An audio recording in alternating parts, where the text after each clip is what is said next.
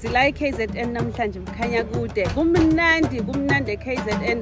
Kuthiwa sikhanya kude ngoba sinezihlahla ezinto ezinemvelo enhle. Ufikile usasigalelekile. Ufike nayo yonke iminyango, siholo ungqongqoshe, siholo uCEO.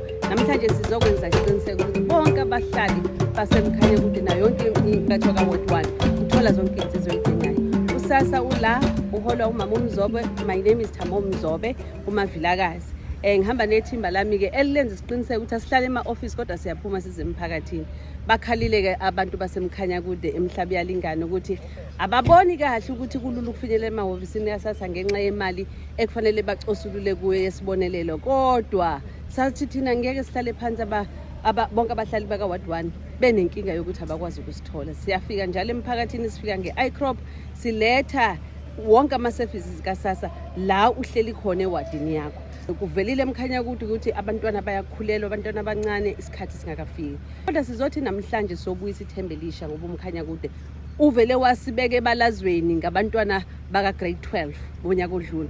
Labantwana abaningi abaphasa ugrade 12 basemkhanya kude, abantwana abathola isibonelelo sakasasa.